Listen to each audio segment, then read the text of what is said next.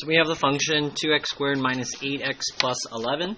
Let's actually get a graph in standard form. And before I do that, I'm going to find some key characteristics. Partner A tell partner B, what form is this one in? And then partner B tell partner A, how do you find the vertex? What formulas are we going to use? Ready, set, go.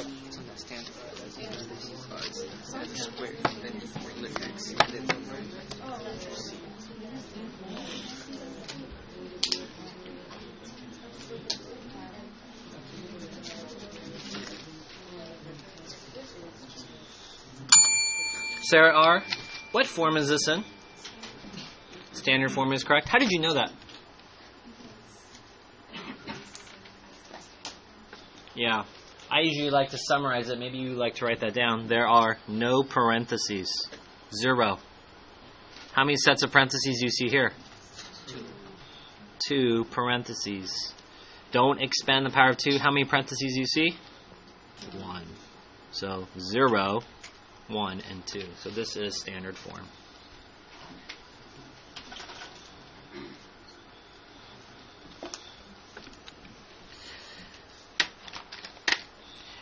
If we've done this before, I would write the formula right above it or below it. So standard form is here. I'm going to write that right above.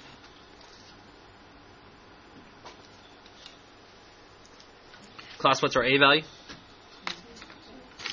Our A value is 2. B value? And your C value is? Jonathan, what's the formula for the vertex for standard form? Oh, sorry. Jonathan V. What's the formula for in standard form for the vertex? So let's find the x value. X equals negative b over 2a to help us find our vertex.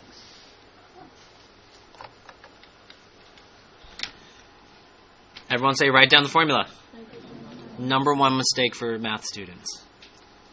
They don't want to write it down. They're lazy. They try to substitute it all at once, and that's where they go wrong. Class, what's our b value? Our a value? Remember, my substitutions are in parentheses there.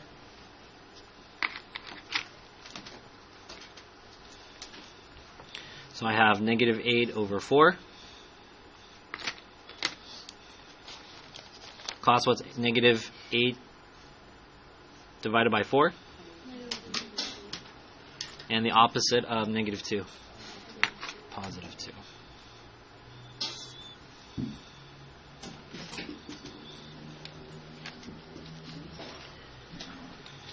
How do you find a y-coordinate of the vertex? Well, basically what it says up here in my chart is whatever I get, I'm going to put it back into the function.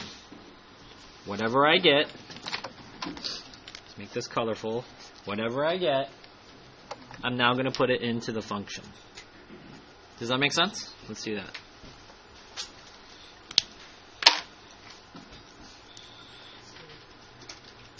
F of 2 equals 2 times 2 squared minus 8 times 2 plus 11.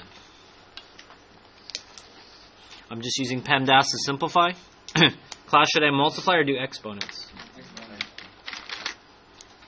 So 2 squared is, and 2 times 4 is 8.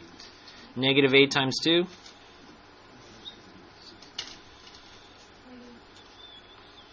And if I add all those together,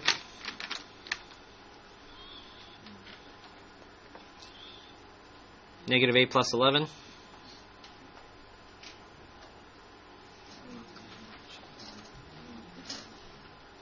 What's the answer? 3. This is our vertex.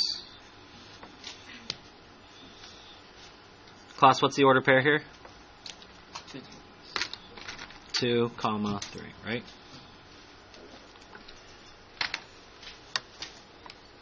Let's put a graph to this now.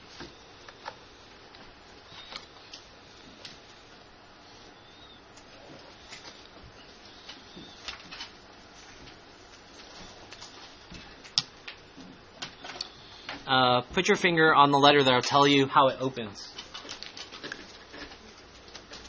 How does it open, class? Put your finger on the y-intercept.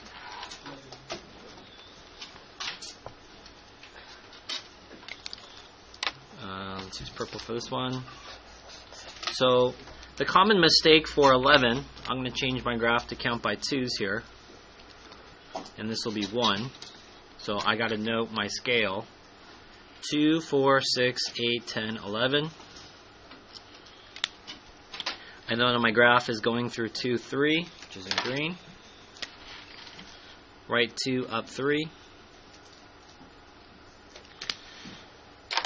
This is the folding line. Everyone say axis of symmetry. So if we're making burritos in our house, you got to help the kids fold the taco, right? What does it mean to be symmetrical? Is this one 2 boxes and then up to 11. So I'm going to go 2 and then I'm going to match it to that purple one. Do you see that? Show that to you again. The vertex in this case is the minimum, and it helps us with the folding line.